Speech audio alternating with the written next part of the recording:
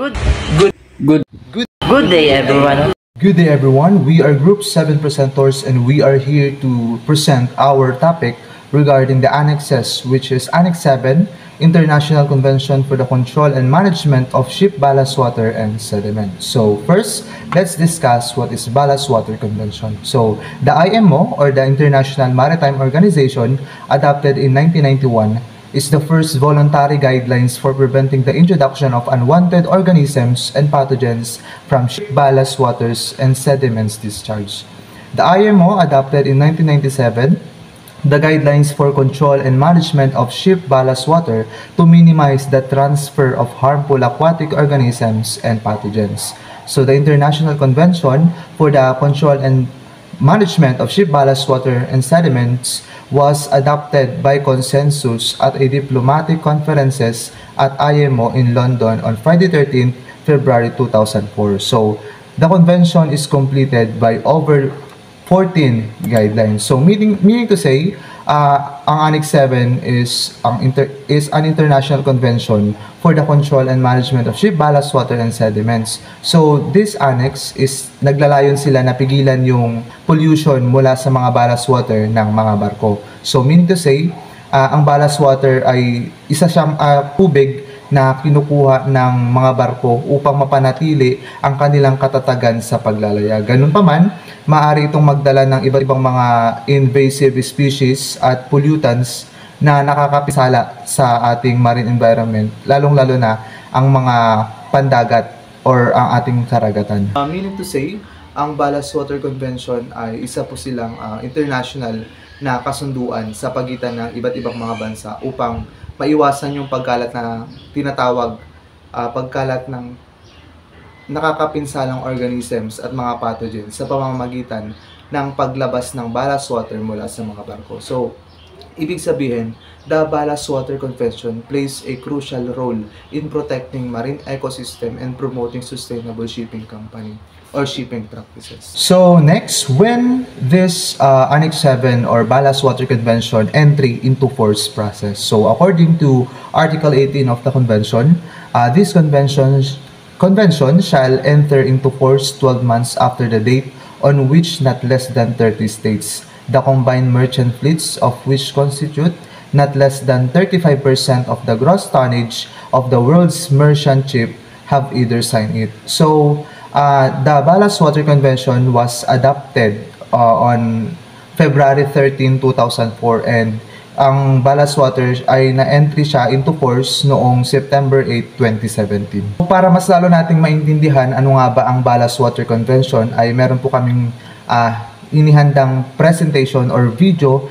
The 8th of September 2017 marks an important day both for the shipping industry and for the environment because this day is the entry into force of IMO's Ballast Water Management Convention. The spread of invasive aquatic species in ships' ballast water has long been recognised as a major environmental threat, and this convention addresses it at the global level. So what does it mean for ships? From the day this convention enters into force, all ships engaged in international traffic must manage their ballast water so as to avoid the introduction of alien species into coastal waters. For most ships, that means either exchanging their ballast water or treating it using an approved ballast water management system. Initially, there'll be two different standards corresponding to these two options. The D1 standard requires ships to exchange their ballast water in open seas, away from coastal waters. Ideally, this means at least 200 nautical miles from land and in water at least 200 metres deep. By doing this, fewer organisms will survive, and so ships will be less likely to introduce potentially harmful species when they do release their ballast water. D2 is a performance standard which specifies the maximum amount of viable organisms allowed to be discharged, including specified indicator microbes harmful to human health. From day one, all ships must conform to at least the D1 standard, and all new ships to the D2 standard. By 2024, all ships, new and existing, will have to conform to the D2 standard. For most existing ships, this involves installing special equipment, So there's an implementation timetable for them based on the date of their IOPPC renewal survey. But implementation of the convention actually begins straight away. For example, all ships, new and existing, must have a ship-specific ballast water management plan and an International Ballast Water Management Certificate issued by or on behalf of their flag state to confirm their compliance. Not only that, all ships will also have to carry a ballast water record book to provide evidence that ballast water procedures have been carried out correctly. And all ships will be subject to inspections by Port State Control to confirm compliance, which may include actually sampling a ship's ballast water as well as inspecting the documentation.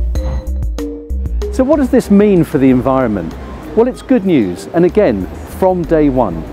The requirement to exchange or treat ballast water applies to all ships immediately and without delay, which means something that's been identified as a major environmental threat is being actively addressed, and IMO has delivered another significant milestone for the health of our planet. So, what is the aim of this convention? So, in response to such problems, the International Convention for the Control and Management of Ships, Ballast Water and Sediments was established to prevent, to minimize, and ultimately eliminate the risk of to biodiversity, the environment and human health arising from transfer of harmful aquatic organisms through the improved management of ballast water and sediments. So, ibig sabihin po, hindi lang itinatag yung convention na ito para sa kung ano lang, but also this convention will help everyone, especially the maritime industry, to minimize, to prevent, to mitigate, to lessen the effect of harmful organisms na maaaring makaapekto sa karagatan, lalong-lalo na during our voyage at sea.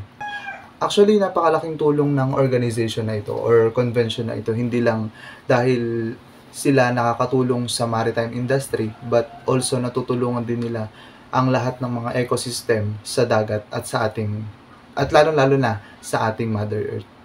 And also, napakalaking impact ng convention na ito sa ating lahat, dahil kapag ito ay patuloy na pinadayong, patuloy na in-establish, dahil hindi lang makokontrol yung mga pinsala, but also patuloy na mamimitigate at may iwasan ang ganitong mga sakuna o problema na nararanasan ng mga maritime industry, lalong-lalo na national and international. So, for today's topic, we talk about ballast water exchange and hazards. So, first of all, what is ballast water exchange and hazard? It is a process which involves the substitution of water in ship's ballast tanks using either sequential, flow-through, dilution, or other exchange methods, which are recommended or made obligatory by the EU in order to preserve ecology in biologically rich coastal waters and similar to those in deep oceanic waters. So ayan, ang ballast water exchange daw po ay isang proseso kung saan pinapalitan ang lumang tubig sa ballast tanks ng isang barko ng bagong tubig. Ito daw po ay ginagawa upang maiwasan ang pagkalat ng mga invasive species at pathogens mula sa mga coastal waters papunta sa open ocean. Sa madaling salita daw po, ito ay isang paraan para mapanatili natin ang balanse at maayos na kalikasan sa ating marine ecosystems habang tayo ay naglalayag sa malawak na dagat. So, ang layunin nito ay upang mapanatili ang ekolohiya at maiwasan ang pagkalat ng mga hindi dapat tumutubong organismo sa dagat. The convention includes two regulations that define ballast water management standards. Regulation B1 addresses the ballast water exchange standard, and the regulation D2 naman details the ballast water performance standards for treatment of ballast water using type of ballast water management systems. So now I will discuss the D1 application, which is the exchange. Ballast water exchange is based on the principle that organisms and pathogens contained in ballast water taken on board from coastal waters will not survive when discharged into the oceans or open seas. As these waters have different temperatures, salinity, and chemical composition, acceptable methods for ballast water exchange are the sequential method, the flow-through method, and the dilution method. So first, what is sequential method? It is a process by which a ballast tank is first emptied and then refilled with replacement ballast water. Efficiency is to be at least 95% polymeric exchange. So dito daw po ay ang lumang tubig ay tinatanggal mula sa ballast tanks at pinapalitan ng bagong tubig mula sa malalim na dagat. So next ay flow-through method. Is a process by which replacement ballast water is pumped into a ballast tank, allowing water to flow through overflow or other arrangements at least 3 times to the tank volumes to be pumped through the tank. Dito daw po ay ang lumang tubig ay pinapalitan habang ang tubig ay dumadali sa ballast tanks na nagiging sanhi ng paglaho ng lumang tubig at bagong tubig. So last method is dilution method, a method by which replacement ballast water is spilled through the top of the ballast tank with simulators discharged from the bottom at the same flow rate and maintaining a constant level in the tank throughout the ballast exchange operation. At least 3 times the tank volume is to be pumped through the tank. Sa parang ito naman ay ang lumang tubig ay dinidilute gamit ang bagong tubig na nagbabawas sa konsentrasyon ng mga organisms at pathogens. So overall, ang ballast water ay tubig na kinukuha ng mga barko upang magbigay ito ng matatagan at mapabuti ang paghawak sa mga paglalayag. Maaaring maglaman ito ng iba't ibang organismo mula sa iba't ibang ekosistema. At ang layunin naman nito ay ang kinuha ang ballast water sa isang lokasyon at ibinubuhos ito sa ibang lugar na maaaring magdulot ng paglipat ng mga species ng dagat sa iba't ibang rehiyon. Yun yung layunin nito. Ang mga potential hazard ay invasive species. Kapag ang mga organismo ay nakaligtas sa proseso at nakapag-establish ng populasyon sa mga bagong habitat, maaari silang makipagkompetensya sa mga lokal na species na magdudulot ng pagkawala ng biodiversity. At pangalawa ay ecosystem disruption. Ang pagpapakilala ng mga di katutubong species ay maaaring magbago ng mga lokal na ekosistema na nakakaapekto sa food chains at estruktura ng tirahan. At ang pangatlong hazard ay panganib sa kalusugan ng tao. Ang ilang pathogens na dala ng ballast water ay maaaring magdulot ito ng panganib sa kalusugan ng tao, lalo na kung nakontamina ang mga lokal na supply ng tubig. So, overall, ang ballast water exchange ay mahalaga sa kaligtasan ng ekonomiya upang mapanatili nito ang ligtas at maayos na paglalayag gamit ang ballast water. Application. The D2 Performance Standard outlines specific limits for ballast treatment system to minimize the transfer of invasive species and pathogens. Ship must ensure that ballast water discharge meets the following criteria. Ito yung mga kailangan na sundan o criteria para sa ballast water discharge. Organism. Hindi dapat bababa sa 10 viable organismo per cubic meter. Greater than 50 micrometer in size. Next. Hindi din bababa sa 10 viable organismo per millimeter between 10 micrometer and 50 micrometer in size. Indicator microbes. Toxicogenic. Vibrio chloride. Hindi siya bababa sa isang colony forming unit or CFU in short per 100 ml. or less than 1 CFU per gram of zooplankton samples. Escherichia coli, less than 250 CFU per 100 ml. Intestinal enterococci, less than 100 CFU per 100 ml. Compliance with this standard is essential for protecting marine ecosystem and public health. Next, requirements under Ballast Water Management Convention.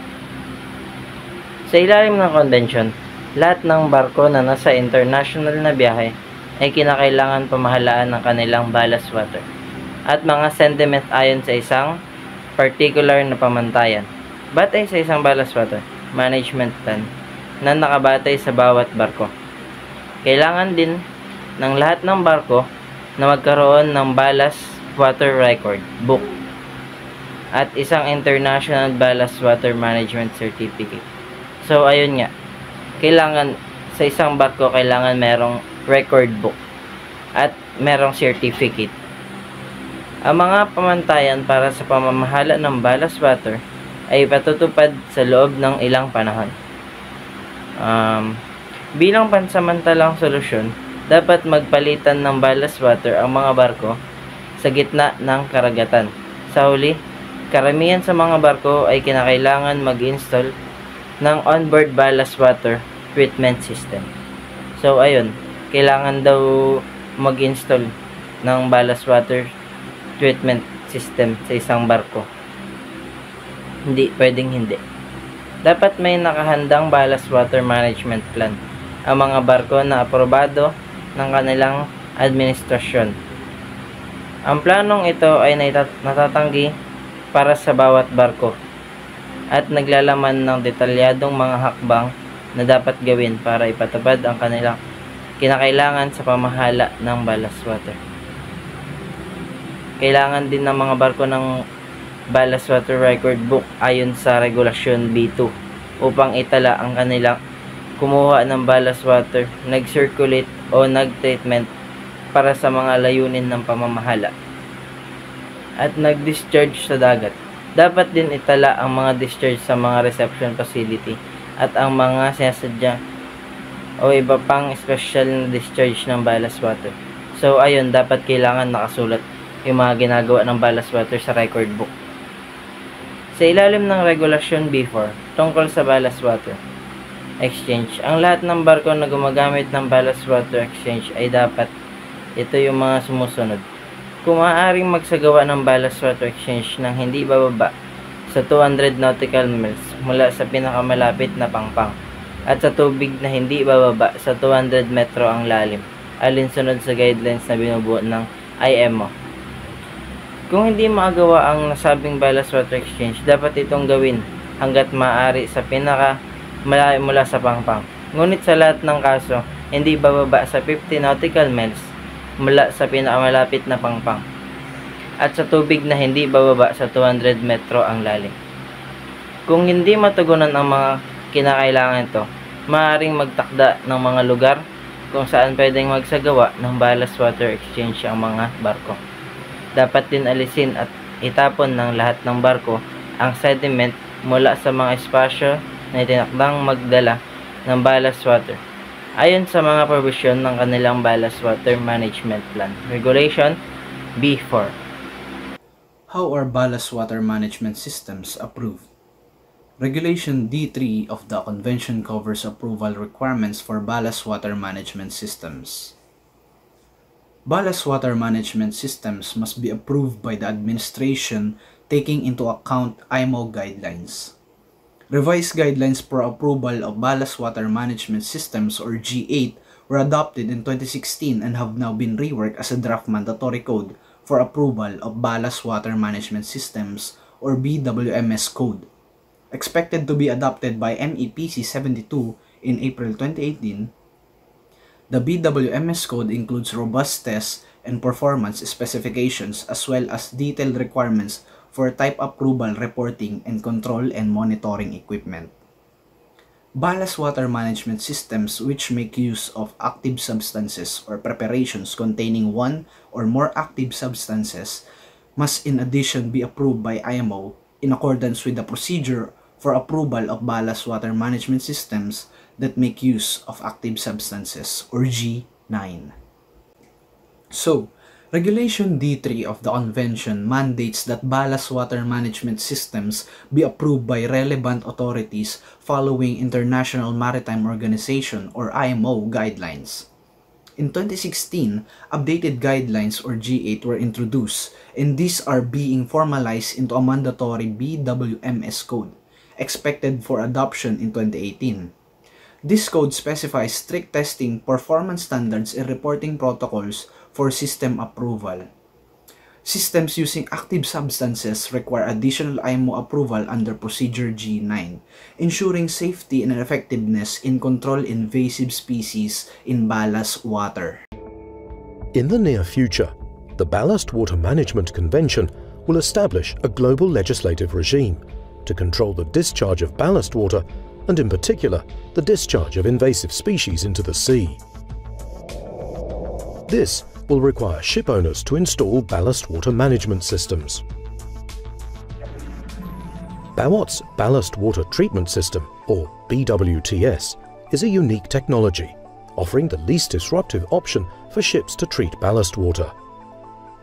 As one of very few in-tank solutions on the market, the unique circulation process treats the ballast water during a voyage, rather than during ballasting. This means that the BWOT system doesn't delay the ship or interfere with cargo operations.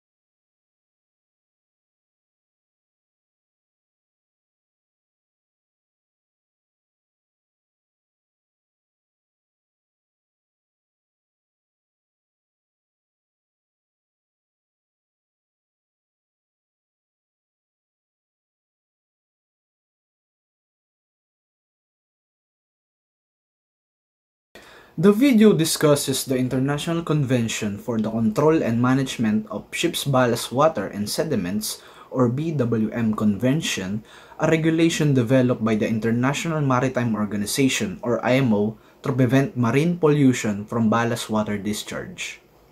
Ballast water used for stabilizing ships can introduce invasive aquatic species when discharged into new environments, potentially harming ecosystem, human health, and local economies. Under the BWM Convention, ships must manage ballast water through treatment systems or open sea exchange to remove or neutralize invasive species and pathogens. Ships are required to have an approved ballast water management plan, keep a ballast water record book, and comply with specific performance standards such as the D2 standard that limit viable organisms in discharged water. Full compliance was required by 2024 for all vessels. Ballast water treatment. Ballast water treatment system is designed to remove and destroy inactive biological organisms, zooplankton, algae, bacteria from ballast water. Ballast water treatment is still evolving technology with an ever-growing number of manufacturers.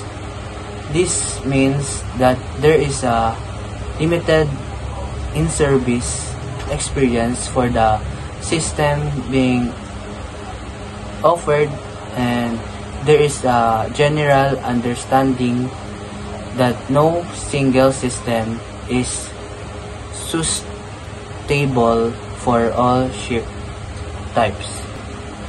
Most ballast water treatment systems use a two-stage approach involving a form mechanical separation, first stage, followed by physical or chemical treatment, second stage, The two most common technologies are ultraviolet based system and electrochlorination system.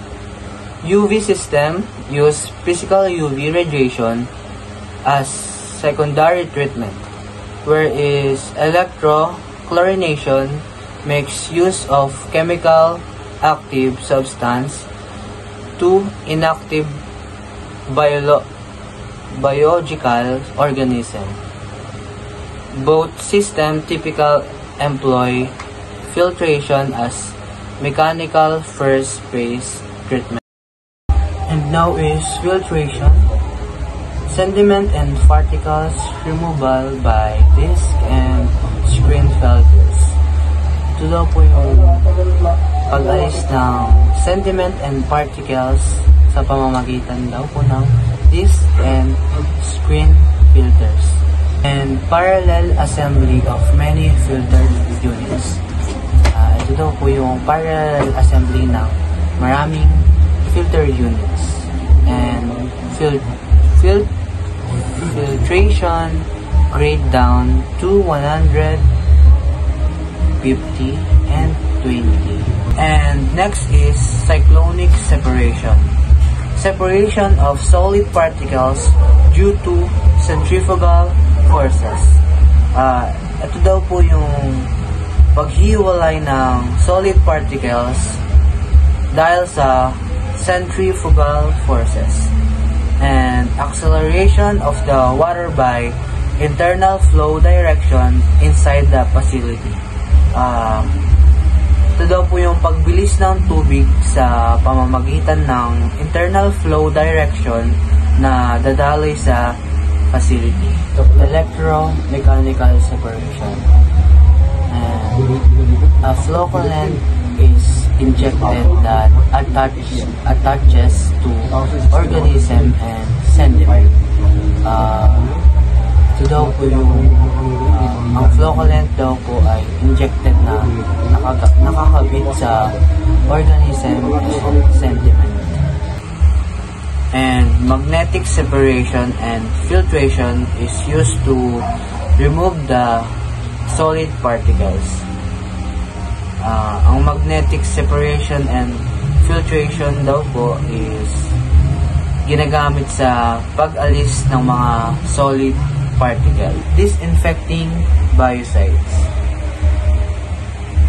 Direct adding of chemical additives to the BW having disinfecting actions applicable for large volume. And next is UV light. Inactivation of organism and pathogens by breaking the cell membrane. Ito daw po yung hindi active ang mga organism at pathogens sa pamamagitan ng pagsira ng cell membrane. And low pressure drop in water system. Ito daw po yung low pressure na nagpapababa sa sistema ng tubig. And next is cavitation and ultrasound. Slit plates or venturi pipes generated cavitation bubbles. Ito daw po yung ang slit plates or ventura pipes daw po ay bumubuo ng bula ng cavitation. And high local energy due to explosion of bubble inactive organism. Ito daw po yung matataas na local energy dahil sa pagsabog ng mga bula na hindi active na organism. And next is deoxygenation. Removal of dissolved oxygen in ballast water and replacement by inactive gases. Ito daw po yung pag-alis ng dissolved oxygen sa ballast water at pagpalit ng mga hindi active na gases. Seascape Ballast Water Treatment System is designed and manufactured by Elite Marine. It adopts filtration, ultraviolet, and ultrasonic technology to treat ballast water. Equipped with high-efficient backflushing filter, Seascape BWTS can run in all conditions, including high TSS content waters. Seascape BWTS consists of automatic backflushing filter, enhanced physical treatment, and control unit. Seawater enters the system by ballast pump and passes through strainer prior to entering automatic backflushing filter. Remove organisms and impurities over 20 microns in filter and then passes through EPT unit. Organisms are killed under combined effect of ultraviolet and ultrasound. Finally, seawater is pumped into the ballast tank. For the filter, when the differential pressure reaches set value, system will backflush automatically. And use 20 bar high-pressed water to flush the filter, so which can run efficiently in any water condition.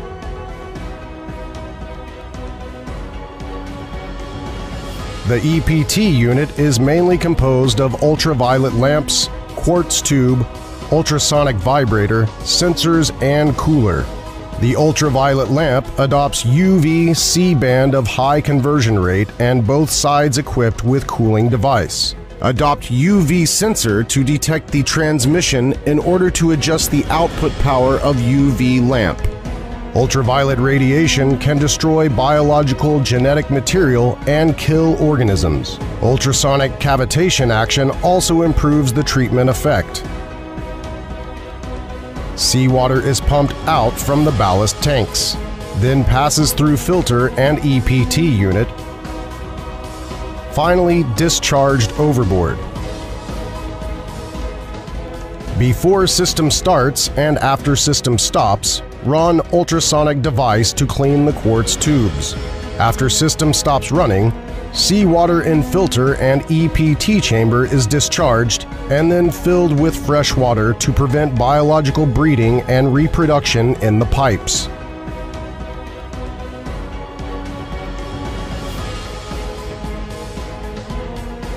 With high treating efficiency, compact design, economical maintenance, chemical-free, no holding time, no second pollution, and no potential risk to vessels and crew.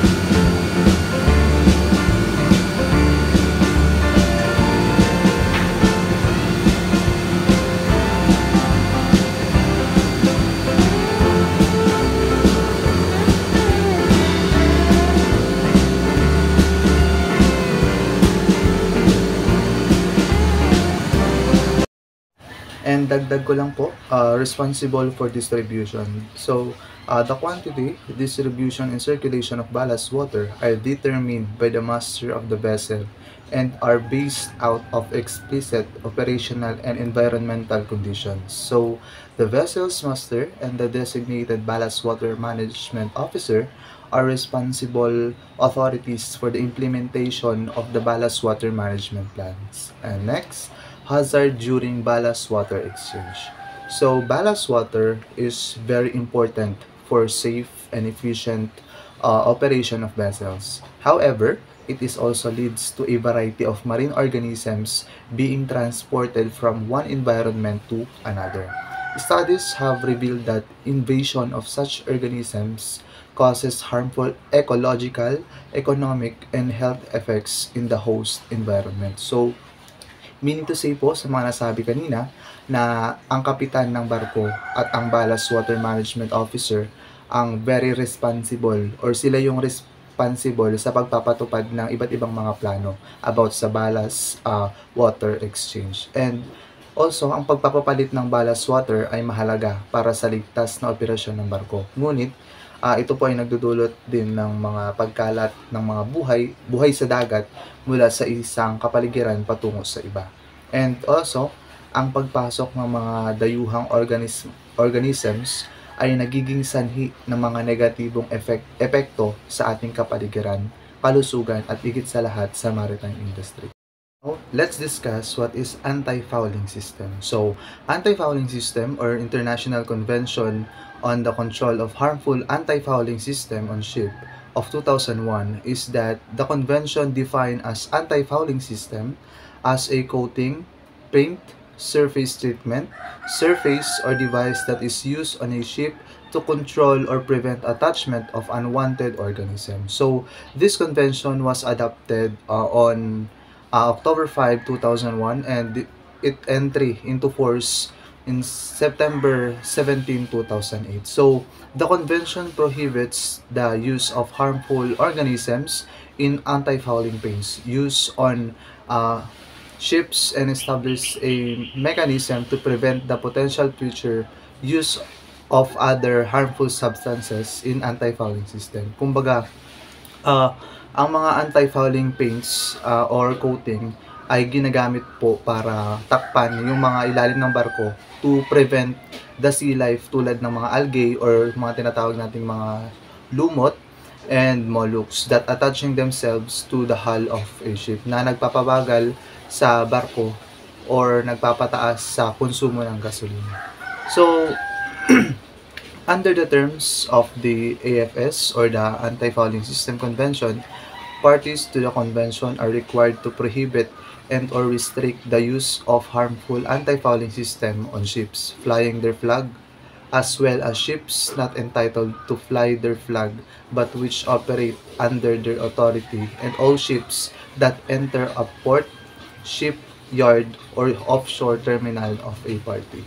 And also, anti-fouling systems to be prohibited or controlled are listed in an annex to the convention, which will be updated as and when necessary. So, the convention includes a clause which states that a ship shall be entitled to compensation if it is unduly detained or delayed while undergoing inspection for possible violations of the convention. And we hope that this kind of video presentation will give you an idea and knowledge about the Annex 7 or International Convention of Ballast Water and Sediment. So again, we are Group 7 presenters. That's all. Thank you.